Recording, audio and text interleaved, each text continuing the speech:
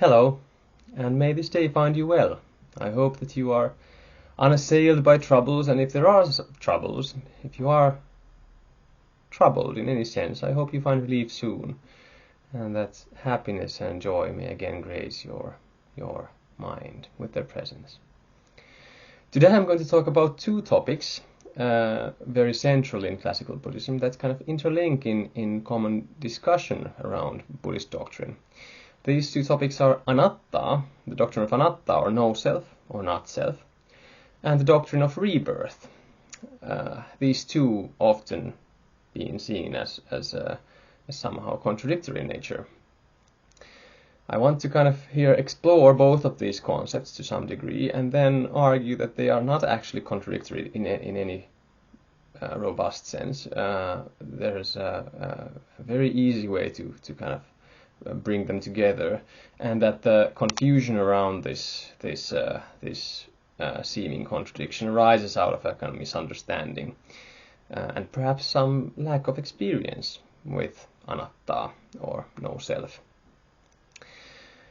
I would want to here already state that I am not expounding or suggesting that actual rebirth really does take place. I remain very agnostic about that, even with I've had some, we could say, past life experiences in my career, but these can always be explained through other means.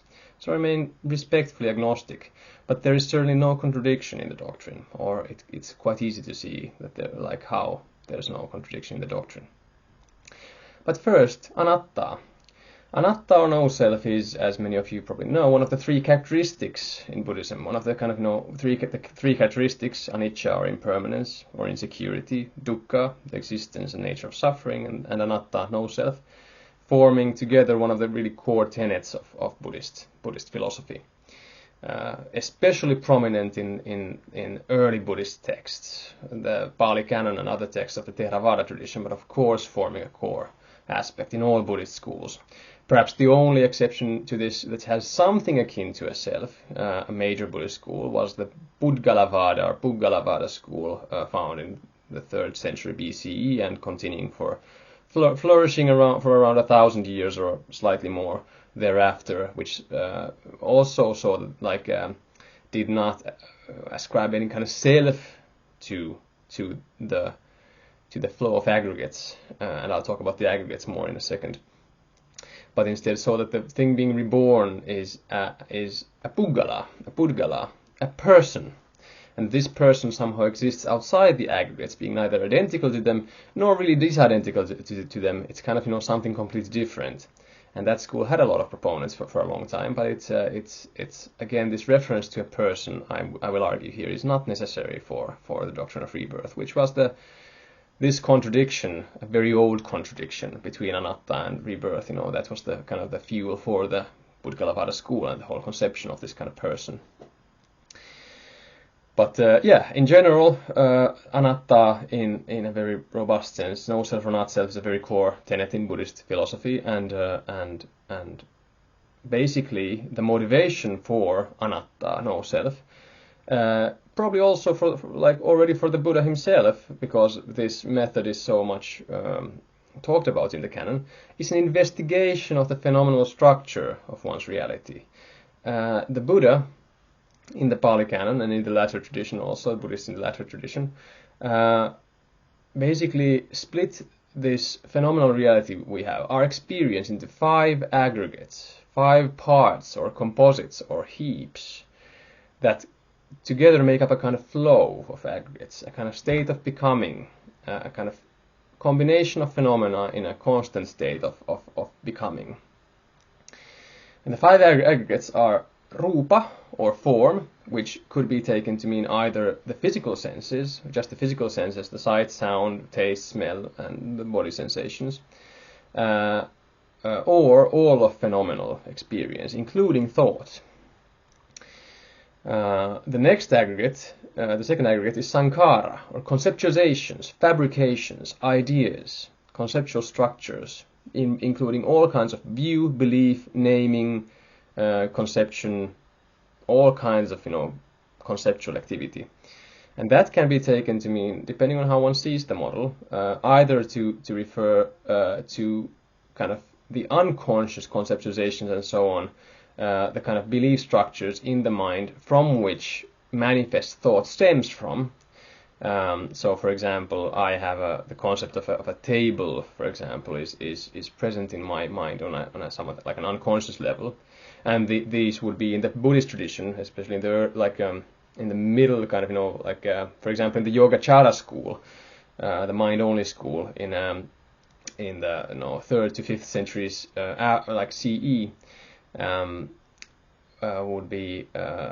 they would be seen to be located in the alaya vijnana, the kind of the storehouse consciousness, which is one of the earliest models of the unconscious mind in I think world literature, world history, not just in Buddhist philosophy.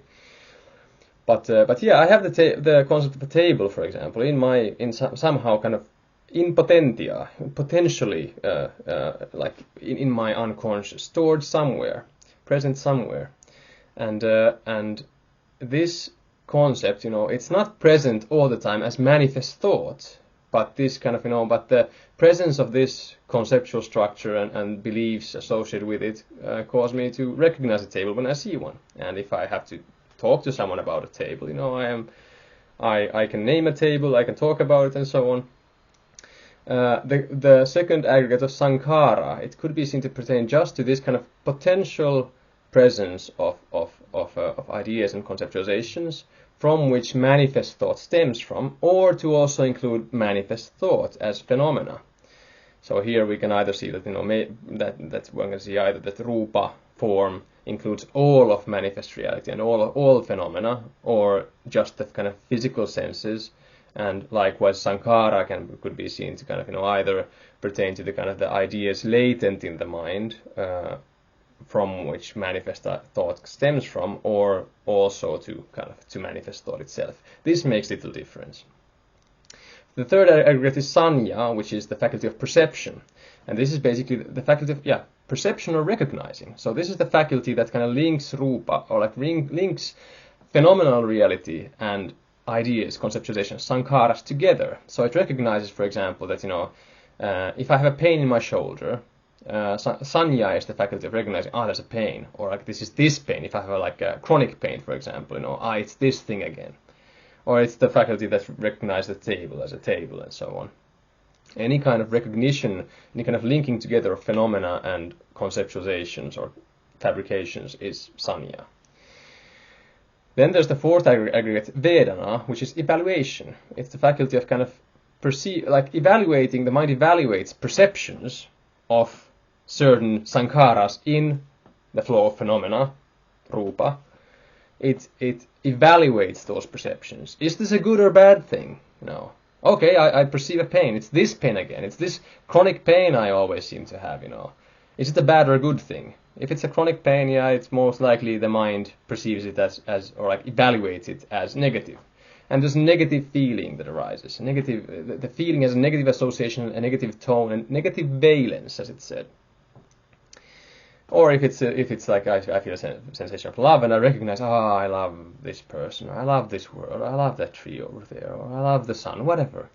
It recognizes that this is a good thing, it's a positive thing. I love it. I love the love. I like it. It's a positive sensation emerges, positive valence. And the fifth aggregate, which is perhaps the most mysterious of all in some sense, is vijnana, or consciousness. And this could be seen as just the fact that that phenomena are experienced. They're experiential. There's all of this, the faculties of, there's body, there's thought, there's ideas, phenomena and ideas, and there's perception and evaluation. All of this takes place in an experiential way. They're experienced. And here the question often arises: who experiences them? What is the one doing the experiencing? And that's where the most subtle sense of self usually lurks. As one investigates the aggregates, and one who investigates the body, the mind, the thinking, the discursive mind, and one investigates thought, One investigates the process of perception, of noticing, recognizing. One investigates the feeling tones in the body. One investigates the evaluative process going on in the flow of aggregates. One step by step recognizes that, I don't really, if I look at the body, if I feel out the body, I don't really feel like it's me. It can feel like it's mine, but it doesn't feel like, it's somehow exhaustively that I am the body. It's because, it feels like, often that I am looking at the body. I am experiencing the body, and therefore the body is not really me. This is perhaps the first place where no self is usually felt or seen, or where the sense of self fluctuates. The sense of me-ness fluctuates, and the sense of ownership fluctuates. It's not really, doesn't even, in closer investigation, doesn't really even feel like it really belongs to me, really. It's a natural phenomenon, and this is, of course, a view one can cultivate. And even though the body might feel like I own it somehow, looking at it with the eyes of no self and perceiving it itself instead as just a body or belonging to nature, the sense of ownership starts diminishing and kind of disintegrating. And here you can see, as with all fabricated phenomena, if that sense of self and sense of ownership can be dismantled, it can diminish, it can disappear, then it's not necessary. There's nothing intrinsic, there's no intrinsic link between the body and the sense of ownership. It's a fabricated phenomenon. If the mind can dismantle it and construct it again and kind of it's mind dependent. And if it's mind dependent, it's not really objectively there. There's no intrinsic link. It's there if the mind perceives it to be there, but it's not there if the mind does not perceive it to be there. And so, is it really there? If the sense of me-ness or the sense of ownership is just based on how the mind sees that thing, it's not very robust. It doesn't seem very kind of factual or objective in any sense.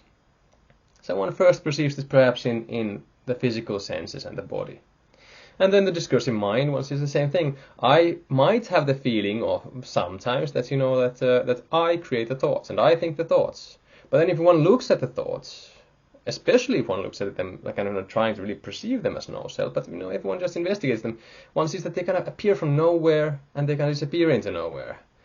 There's no kind of and much of thinking just runs on its own. There is no sense of ownership or a sense of agency, which could be seen as a subset of the sense of ownership. The sense of agency being like, I did this. The sense of agency is a very core thing actually in no self, or in selfing and no self.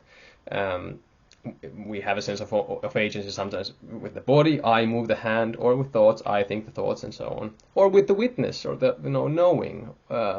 Witnessing, seeing, experiencing. I experience, I see, and so on. There's a sense of agency. But yeah, if one looks at thoughts, they just appear out of nowhere, and they disappear into nowhere, and they just do it on their own, really. Even if I have the thought that okay, in 3 seconds I'm going to think of a cat. 1, 2, 3, and then I think of a cat. The original impulse that to decide, for example, the decision that a cat is exactly the thing I'm going to think about. Or that it's going to be 3 seconds and so on, and all of that, just arose out of nowhere. It's just, we are not responsible. There's no self in that sense responsible for it. There can be a sense of self again attached to it, a sense of ownership, but that too is malleable. It can fluctuate. It can disappear. It can diminish. And as one looks at thoughts, and sees that, okay, they arise kind of there, and I kind of perceive them, or they are somehow perceived or experienced. But they're not their experiencer, the sense of self kind of diminishes. They're seen as somehow external phenomena. And so that's where, the thoughts and the discursive mind, as well as, the sense of recognition, the sense of evaluation, which are really subtle kind of, dynamics that kind of function on their own, or they don't have such a sense of ownership usually attached to them, in the first place.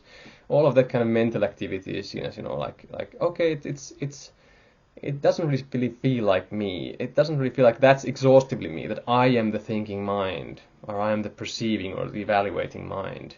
So I don't really feel like the body. I don't feel like that's me. I don't feel like the mind is me.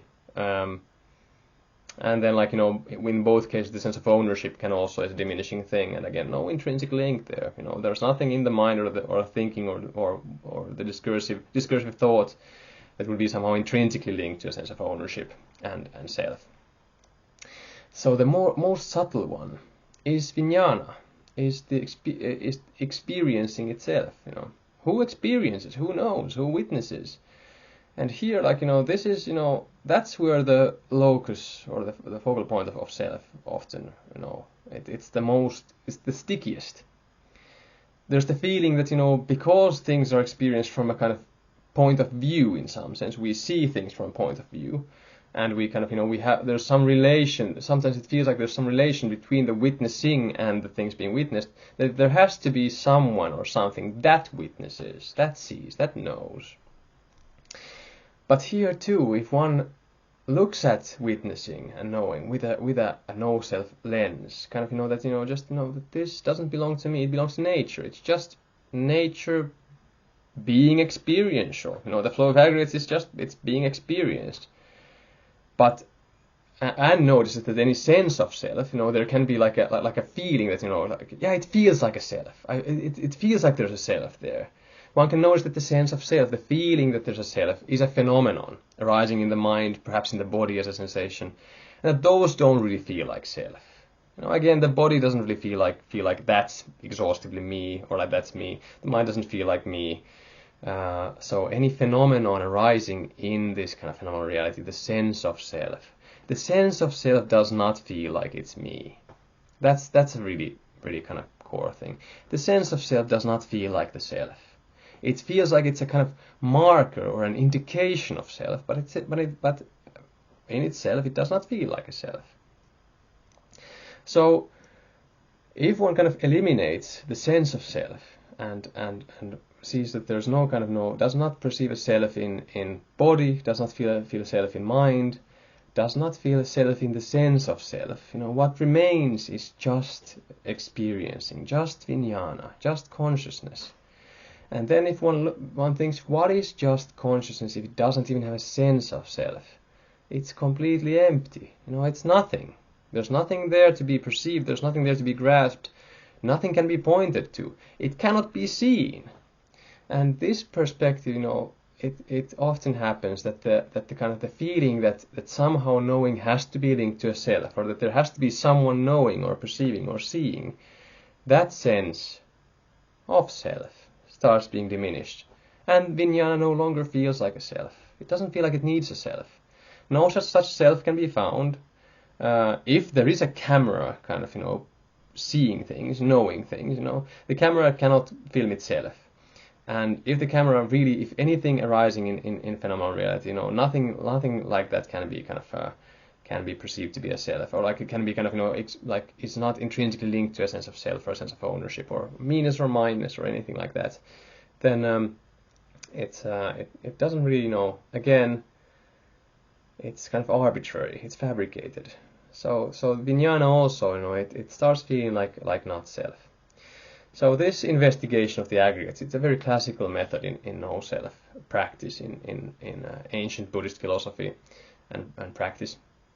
And as one goes through them, one notices that none of them can be, no particular one of them seems to exhaustively be the self or feels like self. Rupa or form doesn't feel like self, sankhara doesn't feel like self, perception, sanya doesn't feel like self, vedana, evaluation doesn't feel like self, vijnana, consciousness doesn't really feel like self. It's nothing. It's not even there. You can't perceive it. What are you talking about even? It's just that things are, as in the Tibetan tradition, it said that things are empty but illuminated or illumined. Things kind of are experiential, but they're kind of but they're empty. You can't see a self there. So then one thinks of the totality of these. Is the combination of these, the flow of aggregates, does that feel like a self? And that can feel like a self at first, but then one can kind of apply a little bit of analytical meditation, kind of feel okay, but it's a combination of like these different phenomena, rupa, all of the aggregates, and none of them feel like self at all, really. So does the totality of them doesn't really feel like a self in light of that perception that none of the parts of it feel like a self? And that, that often results in a feeling that, no, it doesn't really make any sense. If none of the parts feel like self, the totality also doesn't really, feel like self. Where would the self stem from? I don't feel like I am a combination of completely unrelated things to the self. So that too diminishes. So the sense of self can, diminish completely, disappear, be dismantled, disintegrated. And that's the foundation for no self. The sense of self can be there or can not be there. But if it's kind of dependent in that sense on how the mind fabricates it, or whether the mind perceives it to be there or not, it's in some sense not really there. It's mind dependent. It's not intrinsically linked to the aggregates. It's not intrinsically linked to anything. It's a perception. It's a fabrication. Yeah.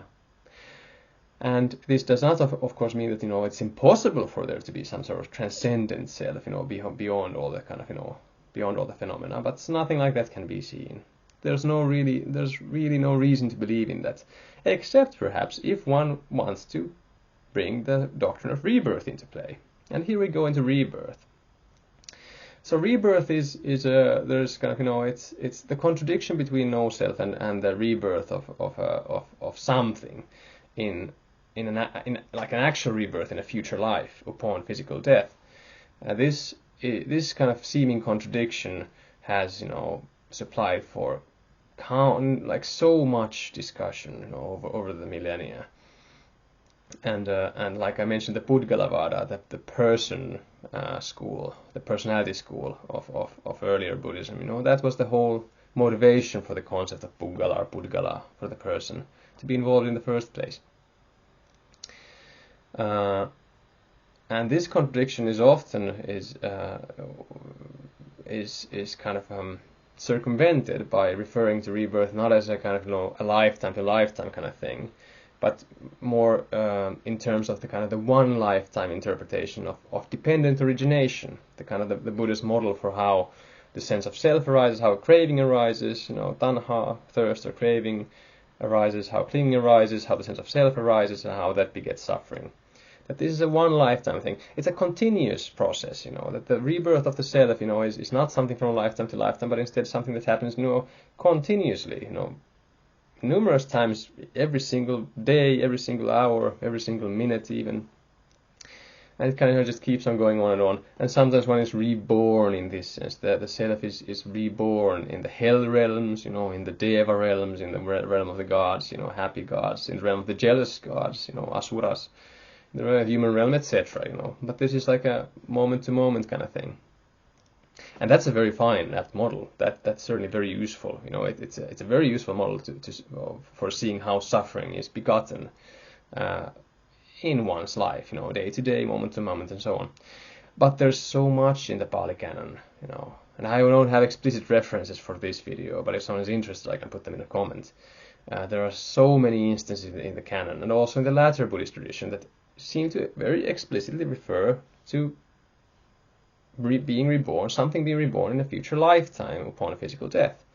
It's really very difficult to contest this. It really does seem like the Buddha of the Pali Canon and the latter Buddhist tradition did believe and do believe in actual rebirth in this sense. So the contradiction remains. The question remains: what is reborn?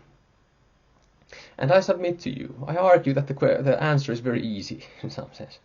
The aggregates can be reborn.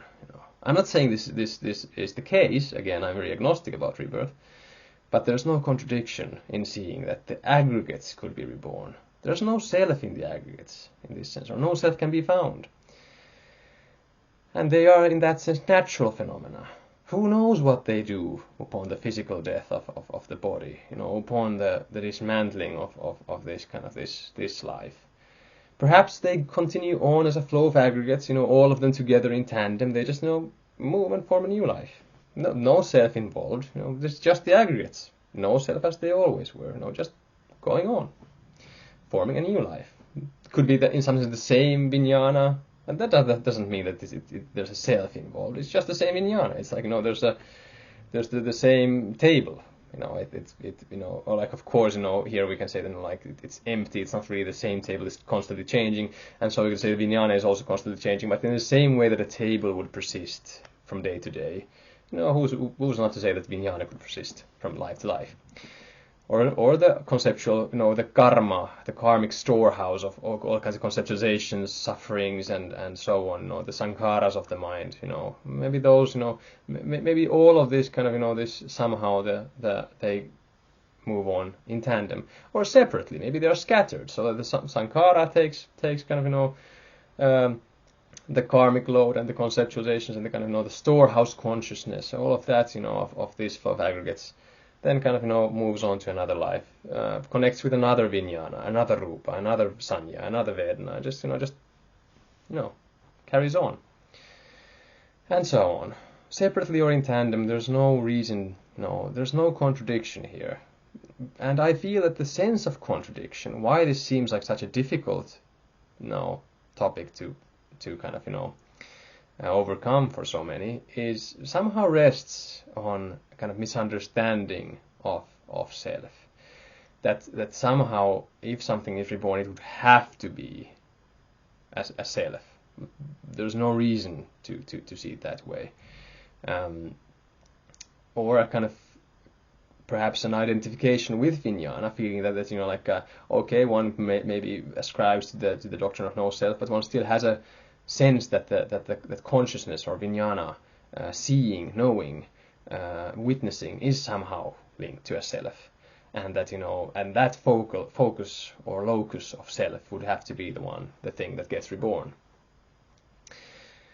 Something like that must I think underlie the confusion. That somehow a feeling that there is a self, and at the same time kind of paradoxically one feels that no, but I ascribe to no self. So the self cannot be reborn. But again, no reason to think there's a self in that sense. It cannot be perceived. It's completely beyond our capacity to perceive, to witness, or whatever. The witness cannot be witnessed, and our explaining more phenomenal reality does not need the concept of a witness in that sense, the concept of a self. So the aggregates are in that sense kind of completely impersonal.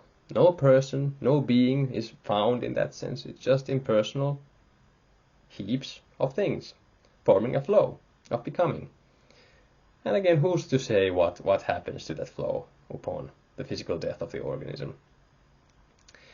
So basically, I would say, again, no contradiction.